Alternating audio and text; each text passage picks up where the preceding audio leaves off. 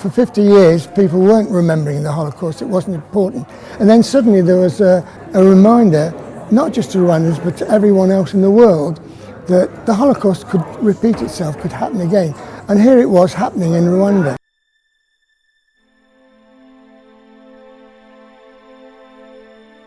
I'm very grateful that I was invited to Rwanda to commemorate the 20th anniversary of liberation in Rwanda. They're having a Holocaust Memorial Day in Rwanda to associate with what happened in Germany and in Europe to Jews, so that there's some kind of connection.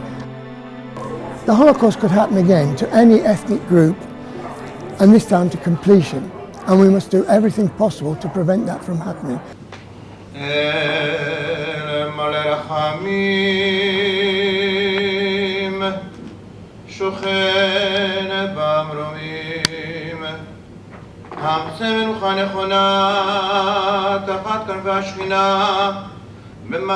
It took me 40 years,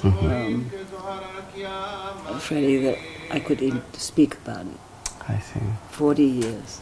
How did you feel when you start talking about your life? Talking about it helps a lot. I think I need to give a voice to those people I lost. The world needs to know what happened. I was 11 years old, 10 years old. I saw the broken glass, and then it, catapulted. The world was silent then, and everyone knew, and we felt lost, we felt abandoned, nobody cares. This is another thing, that why the world is too silent when something that happened like this. People don't learn from history. What amazes me, making contact between the continents of a shared experience, that we don't have to explain ourselves, we don't even have to go into great details. We understand each other because we have a kind of heartbeat that connects us. I feel we are part of a family.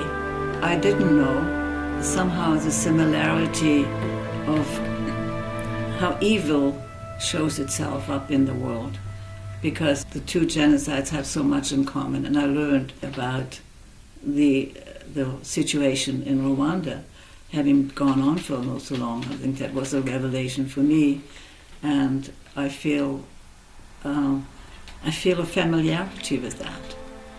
So we have to remind ourselves constantly, and what better way than to have a day in the year when all kinds of activities are taking place to remind people, look, this is what happened to 6 million Jews, and they were all killed. Make sure you do everything possible to prevent it from happening, because it's so easy to let it happen again. Don't take refuge in silence. Speak up.